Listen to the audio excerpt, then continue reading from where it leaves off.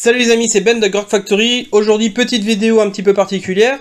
À me balader sur Facebook, sur les différents groupes, j'ai vu un truc qui m'a interpellé. Et je me dis, tiens, ça pourrait être sympa ce genre de petite vidéo. Donc je me suis dit, on y va. Je vais vous proposer une vidéo sur Bushido aujourd'hui concernant comment on débute à Bushido. Quel matos il faut. Parce que c'est vrai que des fois on se dit, ouais, je vais me lancer dans un jeu. Mais je sais pas exactement ce qu'il faut, donc j'ai vu ça en fait il y a quelques jours sur le groupe Bushido justement, il y a un joueur qui posait pas mal de questions sur qu'est-ce qu'il faut comme matos. Ouais mais donc il faut ça, forcément il faut des figurines, tout ça. Et après il dit ah ouais mais attends j'ai vu il y a ça aussi, à quoi ça correspond, est-ce que il le faut, voilà il y a ce paquet de cartes là, il y a un autre paquet de cartes, ça correspond à quoi, tout ça. Donc je lui dis tiens on va faire une petite vidéo de quelques minutes, il y en a pas pour longtemps, je vais vous montrer vraiment tout le matos nécessaire qui est obligatoire. Et le matos qui est un petit peu plus optionnel. Donc me revoilà, donc c'est parti pour la petite présentation du matériel nécessaire pour jouer à Bushido. Dans un premier temps, pour jouer à un jeu de figurines, ça joue sur table, il vous faut une surface de jeu. Donc en surface de jeu, Bushido 60 par 60, donc ici j'ai mis un petit tapis néoprène de 60 cm de côté, tout simplement. C'est un jeu de figurines, donc bien entendu il va vous falloir des figurines. Pour un joueur, il va donc falloir un starter de figurines. Donc là, c'est le clan Minimoto, il y a 5 figurines dedans. Donc ça, forcément, c'est à monter et à peindre. Et vous avez vos figurines de jeu pour un joueur. Ensuite, c'est un jeu où, bien sûr, on utilise des dés. Donc il va falloir des dés. Là, je vais vous montrer, du coup, le set de dés de la faction que j'ai sorti, donc les Minimoto. Il y a 12 dés dedans, donc pas besoin... Alors ça, c'est pas obligatoire. Alors les dés sont obligatoires, mais pas ce pack de dés là. Je m'explique, à Bushido, vous avez besoin en fait de 10 à 12 dés pour jouer, avec deux couleurs différentes. Donc vous prenez idéalement 5 dés blancs, 5 dés verts, ou 5 dés rouges, 5 dés bleus, peu importe. Enfin, voilà, de 2 couleurs différentes pour représenter les dés d'attaque et les dés de défense. Parce que vous allez faire des attaques et des défenses et ça se joue en même temps. Donc vous avez besoin de différencier vos dés de défense et vos dés d'attaque. C'est pour ça qu'on utilise 2 couleurs différentes au niveau des dés. Donc soit vous prenez le pack de dés proposé par l'éditeur, ou soit vous prenez dans votre boîte à dés, tout simplement. Ensuite, bien sûr, pour faire bouger vos petits pitous, il va vous falloir un mètre. Donc, vous allez prendre un mètre ruban, tout simplement. Bien entendu, la fameuse réglette est très pratique. Donc, il existe différentes marques qui en font. C'est pas obligatoire, mais c'est vrai que c'est un outil pratique parce que vous avez des distances. Par exemple, sur celle-là, vous avez le 2 pouces. 2 pouces, c'est une mesure qui est souvent utilisée à Bushido, notamment pour les placements de décors, parce que vous ne pouvez pas mettre des décors infranchissables à moins de 2 pouces les uns des autres, ou à moins de 2 pouces d'un bord de table. Donc ça, c'est plutôt pratique. Le 1 pouce, c'est la zone de contrôle d'une figurine. Vous ne pouvez pas rentrer dans une zone de contrôle adverse sans l'engager. Donc ça, c'est pareil, ça vous permet de le placer sur la table devant votre figurine et de voir où est-ce que vous pouvez vous déplacer. Donc c'est assez pratique, et bien plus pratique que de mettre 1 mètre. Ensuite, pour jouer à un jeu de figurines, toujours, on a le tapis, on a les figurines, on a le mètre, on a les dés. Il nous faut quoi? Eh ben, du décor. Bien entendu, on va pas jouer dans le désert. Vous pouvez, mais bon, ça en tire quand même de l'intérêt. D'autant plus qu'à Bushido, le placement de décor fait partie du jeu. C'est une phase à part entière, où on place le décor avec son adversaire, avec son partenaire de jeu. Je préfère partenaire de jeu qu'adversaire, parce que pour moi, dans le hobby, quand on fait de la figurine, on joue avec son adversaire, avec son pote, ou avec son pote du jour en tournoi, mais pour moi on joue pas contre, on joue avec lui, donc avec son partenaire de jeu. Donc on va avoir besoin de décors. Dans les règles, il précise qu'il en faut 6 minimum. Donc moi ce que je fais, quand j'organise des tournois ou quand j'en joue, je mets toujours 8 décors sur la table, ce qui permet d'avoir une polyvalence au niveau du placement de décors, et surtout de varier les décors qu'on va utiliser. Donc là voilà, je vous en ai sorti 8, donc là on a une maison, on a 3 éléments rocheux différents, 2 statuettes de Bouddha, c'est un jeu qui joue quand même sur un univers asiatique, et 2 arbres, 2 grands arbres. Ça vous permet d'avoir déjà pas mal de décors différents, et de varier d'une partie à l'autre, parce que vous allez en règle générale en utiliser 6, c'est rare qu'on va en utiliser 7 ou 8, parce que vous allez voir que les décors après ça bloque, ça gêne les lignes de vue, les déplacements, donc en général on s'arrête souvent à 6, 7, pour celui qui a vraiment besoin des décors. Donc voilà, avec 8, vous avez de la polyvalence, et vous avez du choix. Ensuite, il vous faut forcément les règles. Alors les règles, eh ben, vous n'êtes pas obligé de les acheter. GCT Studio est distribué en France par Légion Distribution, qui est aussi le traducteur des règles pour ce jeu en France, en français. Et ils ont mis à disposition la traduction française des règles en téléchargement gratuit sur leur site. Donc je vais vous mettre le lien en description. Vous avez du coup le livre de règles complet qui est gratuit en téléchargement sur le site de Légion. Et ça, c'est plutôt cool. Donc si vous voulez, et vous avez, comme moi, vous aimez bien le papier, et ben vous pouvez acheter le livre papier, bien entendu, où vous allez retrouver toutes les règles. Le livre fait à peu près 90 pages, avec des petits graphismes, et toutes les règles dedans. Ensuite, Légion a fait aussi une aide de jeu. Alors ça, c'est pas obligatoire, mais je vous le conseille. C'est gratuit, c'est pareil, c'est un recto verso, il y a 2 pages. Vous le téléchargez sur le site de Légion Distribution, vous l'imprimez. C'est cool, dessus vous allez retrouver toutes les différentes phases, les différentes règles spéciales qu'on va utiliser le plus souvent, et notamment le tableau de jet de dégâts, en fait, qui va vous servir tout le temps, en fait, pour la mêlée. Donc ça, c'est plutôt cool et c'est très très pratique. Ensuite, un matériel maintenant qui n'est plus obligatoire, mais qui est très très pratique, ça va être les marqueurs, qui sont proposés par GCT. À Bushido, on va utiliser beaucoup de marqueurs, donc vous pouvez utiliser des marqueurs que vous avez, mais franchement, je vous conseille de les prendre. Ils sont pas très coûteux, 7-8 € en fonction d'où vous les prenez. Moi, perso, ils sont à 7 € sur mon site. Ils sont très très utiles. Vous avez 3 planches dessus. C'est très suffisant ce qu'il y a dedans pour une faction. Après, en fonction de certaines factions que vous allez jouer, certaines bandes à thème que vous allez utiliser, un pack va pas forcément être suffisant. Il va falloir en prendre un deuxième à un moment donné. Moi, typiquement avec la vague sauvage, quand je joue Horde, où j'utilise beaucoup de ki, j'invoque beaucoup, j'en ai eu besoin d'un deuxième. En culte Yurei, pareil, le temple de Rokan, si vous jouez full moine avec Maître Ekusa, qui est le tortille génial sur le moine sur une tortue, vous allez vite avoir besoin de ki, parce que vous allez en générer énormément. Donc dessus, vous allez retrouver le jeton ki, c'est les marqueurs que vos figurines vont générer à tous les tours.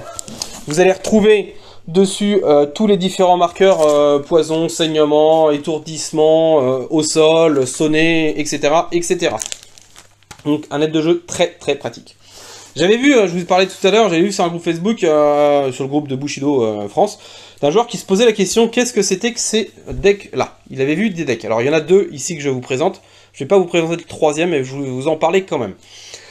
Tout d'abord, ça, c'est le deck de la faction Minimoto. Chaque faction a un deck de cartes qui lui est spécifique. Dans ce deck, donc, il n'est pas obligatoire pour jouer. Maintenant, je vous le conseille fortement, parce qu'il va vous apporter une richesse de jeu. C'est-à-dire que dedans, vous allez retrouver, il fait une trentaine de cartes de mémoire. Vous allez retrouver différentes cartes de thème, des cartes d'événements, des cartes d'amélioration et des cartes d'équipement supplémentaires qui vont s'additionner à celles que vous allez trouver dans le starter de votre faction. Donc ça vous permet d'avoir vraiment énormément d'outils pour varier vos bandes, rien que sur les thèmes, et puis plein d'équipements que vous allez pouvoir mettre à vos figurines, donc ça c'est plutôt cool. Donc pour démarrer, c'est pas obligatoire, même pour continuer à jouer, maintenant vous allez vite voir dans le jeu que ça va être très très pratique d'avoir ça, parce que ça va vraiment vous donner une grosse polyvalence au niveau de la constitution de vos bandes. Ensuite nous avons le deck martial. Le deck martial est loin d'être obligatoire. Moi j'ai joué pendant des mois et des mois sans, maintenant il est très pratiqué. En fait, les techniques martiales, c'est des compétences, on va dire, que les figurines elles peuvent avoir. Certaines, toutes n'en ont pas. Et quand vous allez faire un combat en mêlée, vous allez pouvoir utiliser des techniques martiales. Enfin, une technique martiale dans un combat. Dedans, vous avez une carte bluff, qui vous permet de mettre une carte, même si vous n'en utilisez pas, vous mettez la carte bluff. Ça vous permet du coup de ne pas l'annoncer à votre adversaire, en fait, et de garder la surprise, et d'avoir un petit côté bluff. Qu'est-ce que je vais utiliser? Est-ce qu'il a vraiment mis un bluff? Est-ce qu'il a mis une technique martiale? On ne sait pas. Donc c'est pratique, mais c'est pas obligatoire. Si vous allez faire du tournoi, je vous le conseille quand même, malgré tout, parce que quand on fait un combat en mêlée, pour rappel, c'est du simultané avec votre compagnon de jeu. Donc ça évite les litiges. Typiquement, vous allez utiliser une technique martiale, votre figurine par exemple, des fois elle peut en avoir 3, 4, 5 différentes accessibles. Donc là vous pouvez dire à votre adversaire, il va mettre tant de dés en défense, tant de dés en attaque, il va dire moi j'utilise telle technique martiale, et là, on reste des humains, moi je vais utiliser celle-là. Alors qu'en fait, vous auriez peut-être pu utiliser une autre, mais indirectement vous avez peut-être changé votre technique parce que votre adversaire a utilisé ça.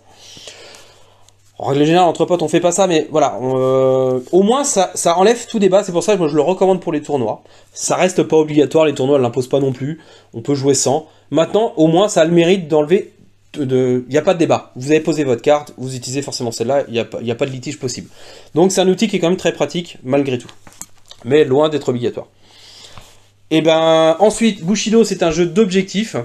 Donc il faut utiliser des objectifs. Pareil, alors moi j'utilise des objectifs, alors il y a 2 types d'objectifs différents à Bushido. Vous avez des objectifs à zone, où là le but ça va être de contrôler une zone. Donc soit une zone comme celle-ci de 4 pouces, ou une zone de 8 pouces. Ça c'est des choses que j'ai fait faire par mes fournisseurs en découpe laser en acrylique, que vous pourrez trouver sur mon site. Vous pouvez vous les faire vous-même avec un bout de papier, un bout de carton, ou alors même en élément de décor, hein, tout simplement. Vous pouvez faire une petite mare qui fait 4 pouces et pof, vous en faites 3. En général, on utilise 3 sur les scénarios. Vous faites 3 petites mares ou 3 petits champs de façon à pouvoir poser vos figurines sans qu'elles soient gênées. Par contre, il ne faut pas d'éléments qui vous bloquent parce que les zones de contrôle doivent absolument être accessibles sur leur entièreté. Et derrière, dans les règles, on n'a pas le droit de poser d'éléments de décor dessus, autre qu'un terrain difficile. C'est un terrain infranchissable, donc là, vous ne pourrez pas passer et poser une figurine, c'est interdit. Donc vous pouvez facilement vous les fabriquer, en 4 pouces et en 8 pouces. Et après, on a besoin de petits totems. Alors là, je ne les ai pas sous la main, mais des petits totems, tout simplement, c'est des petits éléments de décor, donc des petites statuettes, des petits tonneaux, des sacs de riz, des sacs de sable, peu importe, que vous allez pouvoir disposer sur des sacs de 30 mm. Il va vous falloir entre 3 et 6 en fonction des scénarios. Le maximum que vous aurez besoin, c'est 6. Donc des éléments de décor sur des socles de 30 mm, voire 40, si c'est des grands. Donc ça, c'est facile à faire. Avec ce que vous avez chez vous, en fonction des jeux que vous jouez, vous allez pouvoir facilement trouver. Sinon, pareil, GCT a fait en résine des packs d'éléments de décor, vraiment asiatiques, type asiatique, avec des petites lanternes, des petits hôtels, qui rentrent tout simplement sur les socles, et qui sont très adaptés pour représenter ces petits éléments d'objectif. Et bah écoutez, je pense que j'ai fait le tour, donc si vous avez des questions, si j'ai oublié des choses, n'hésitez pas à les mettre en description. J'espère que ça va rendre service à ceux qui se lancent dans le jeu, que j'ai pu peut-être éclaircir quelque chose, je viens de y penser. Il y a un troisième deck de cartes dont je vous ai parlé, qui existe, c'est les decks de remplacement, qui s'appellent sur le site, que vous pouvez trouver, de GCT. Les decks de remplacement, alors ça c'est quand vous commencez le jeu, vous n'en avez pas du tout besoin. Clairement, ces decks-là, c'est une chose qui a été faite par GCT quand ils ont sorti la V2 du jeu, il y a 2 ans et quelques. Quand ils ont sorti la V2, toutes les cartes ont changé. Toutes les cartes de figurines ont changé, donc ça c'est très bien. GCT en fait a sorti un deck par faction, et dedans vous avez toutes les cartes des figurines de la faction au moment du changement de règle. Ce qui a permis aux joueurs en fait de pas être obligé de racheter toutes les figurines. Vous achetez ce deck de cartes qui est de mémoire, qui était à 15-17 €, quelque chose comme ça. Vous aviez la totalité des figurines existantes de la gamme à ce moment-là pour votre faction, qui était à jour. Donc ça c'est plutôt cool. Ils ont changé de version de règles, ils ont modifié les règles, mais ils vous ont donné la possibilité de mettre à jour toute votre bande en achetant un simple paquet de cartes. Donc ça c'est plutôt pas mal. Donc si vous débutez le jeu, vous n'en avez pas besoin, parce que maintenant les figurines que vous achetez sont toutes à jour, il n'y a aucun problème, donc pas besoin de l'acheter. Après, il y a l'avantage aussi, pour un collectionneur, vous pouvez l'acheter pour vous dire j'ai toutes mes cartes, ça va me permettre de prévoir mes futurs achats, parce que j'aurai les cartes en main pour voir ce que la figurine est fait. C'est une fausse bonne idée. Légion Distribution, vous allez sur leur site, ou sur le site de GCT, si vous avez pas peur de l'anglais. Sur le site de GCT, toutes les cartes sont à dispo quand vous allez sur leur boutique. Vous allez voir la figurine, vous allez voir la carte en anglais. Vous allez sur le site de Légion Distribution, vous allez pouvoir voir toutes les cartes en français mises à dispo, et en plus en téléchargeable en PDF gratuitement, au format. Donc ça, le deck de remplacement, clairement, pour les débutants, vous n'en avez clairement pas besoin. Vous avez toutes les ressources nécessaires en téléchargement gratuit ou en visionnage gratuit sur le net, via l'éditeur ou via le distributeur en France. Donc ça, c'est quand même super.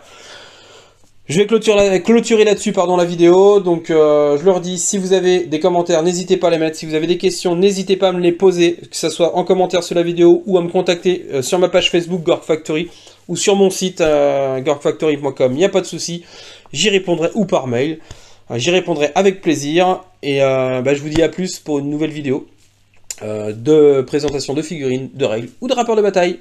À plus les amis!